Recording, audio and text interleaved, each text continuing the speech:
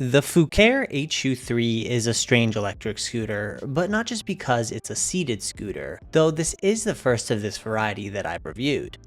In general, I've always been skeptical of seated electric scooters because I can't tell who is supposed to buy them. The strength of an electric scooter is in its small, folded size, straightforward design, and standing position, making it really simple to get on and off and fold up and down. Adding a seat seems to be opposed to that general idea. I understand that seated scooters are mimicking mopeds or high-powered, street-legal seated scooters, but this concept doesn't really seem to transfer to a low-speed, foldable electric scooter. To me, if you want a P EV where you sit down while you ride, an e-bike seems like an infinitely better option, giving you larger wheels and the option to pedal in addition to using the throttle, which helps with range and hill climbing.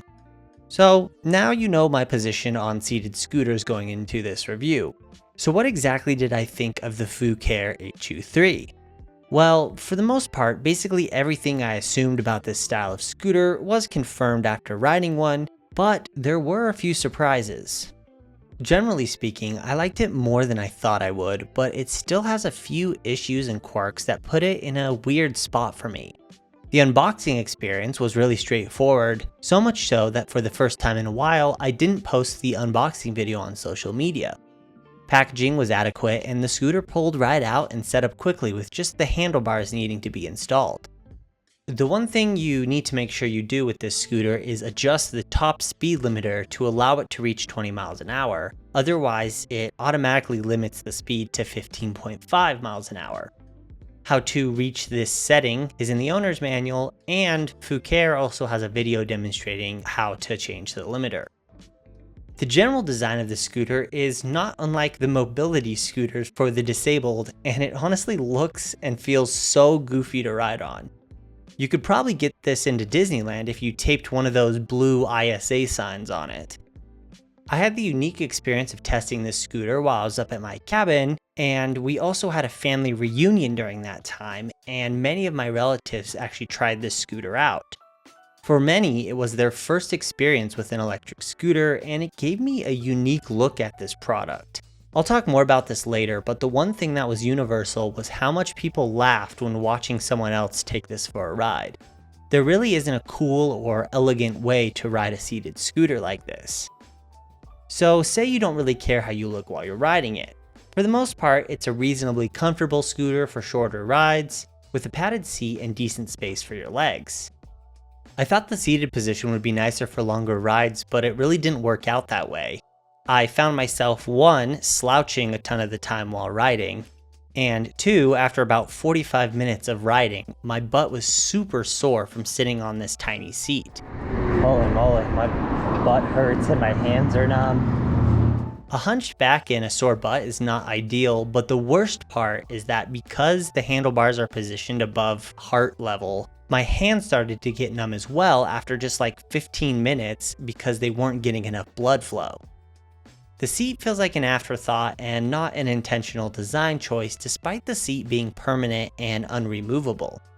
The clearest indication of this is when you try to fold the scooter.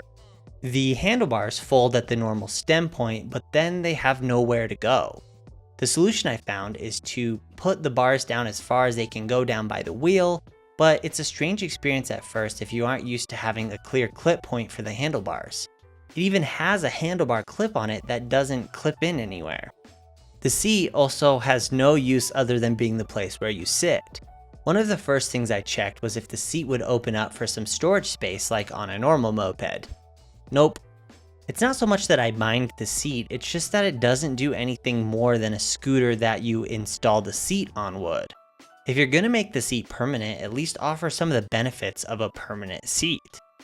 If you go to Fucare's website, you see in the video they have running in the background that there is also a regular standing scooter in this same style, but they don't offer it on their website for some reason.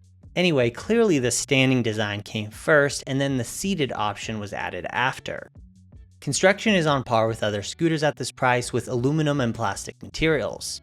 The nice part is that the stem is much shorter than regular scooters, meaning that there is no stem flex and the scooter feels generally stable and solid. It is quite heavy at over 50 pounds, but the seat does make it slightly easier to pick up. It also fits in the trunk of a sedan with a little finessing, so size is still reasonable even with the seat. Performance-wise, this is very similar to other $800 electric scooters. It has a top speed of 20 miles an hour with a 350 watt rear hub motor. It also has reasonable flat ground acceleration, going from a stop to the top speed in about 8 seconds. Alright, here's the Arcanine Rides hill test. I expect it to dip around 10 miles an hour if it's on par with other electric scooters with similar power. Okay, there's 10 miles an hour. This is usually where the scooters go the slowest.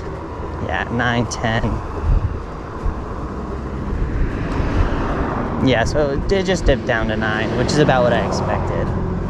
9, 10 miles an hour. The thumb throttle is naturally 0 start, since pushing off with a kick to start throttle would be pretty awkward. There are 3 different riding modes to choose from, with the lower 2 modes capping top speed, but not changing the acceleration at all. Cruise control is activated by maintaining the same speed for 3 or 4 seconds, and I have to say it's extremely annoying. The cruise control is just constantly activating on this thing. It sometimes even activates while the scooter is accelerating if you happen to maintain a similar speed for a couple seconds. There's no way to disable the cruise control as far as I can tell. The biggest strength of the HU3 is its range capabilities. I was actually blown away by how much range I got and how long I was able to ride for. In the max speed setting, I was able to get over 22 miles of range, and if I'm being honest, I stopped the range test before the battery was even dead. It probably easily had another few miles on it, so a conservative range estimate would be a 25 mile minimum. You can get even more range by riding in the lower speed modes, but I don't know why you'd want to, because as I mentioned earlier, my butt and hands and back were numb long before I reached even half of the range. I took 2 breaks on my range test because the scooter would just not die. I rode for a total of 2 hours, not including the time I took for breaks, and still had battery left over at the end of it. The average range for a scooter at this price and performance level is usually 12 to 15 miles, so a minimum of 25 miles of range in the max speed mode is really impressive. One of my least favorite points of this scooter is the braking. It has a single rear drum brake plus electronic braking. From higher speeds, the electronic brake kicks in way too aggressively, engaging fully as soon as you so much as touch the brake. It makes it really jerky to brake at all, and you can't really feather the brake to make slight changes to your speed. On the opposite side, once you reach lower speeds, it only uses the drum brake to stop the scooter, and the drum brake is awful with really poor stopping time. The scooter rides on 10-inch pneumatic tires, which offers some small shock absorption, but riding seated means you feel every little bump on your bottom half, and it kind of reverberates throughout your body. Also, I can't tell you how many times I jangled my jewels on a bump or a crack. Oh gosh, oh gosh. Oh my gosh. I can't find anywhere if these are tubed or tubeless tires, which usually means they're tubed. Changing a flat tube on this scooter looks like a nightmare with covered hub bolts, non-split hubs, and an enclosed rear wheel. Stay away from this if you're not prepared to deal with potential flats and the mess that would be with this scooter. The scooter is quite stable at higher speeds thanks to the low center of gravity that the seated riding position offers. This actually also allows you to be able to ride one-handed if you need to, something you definitely can't do on a normal scooter.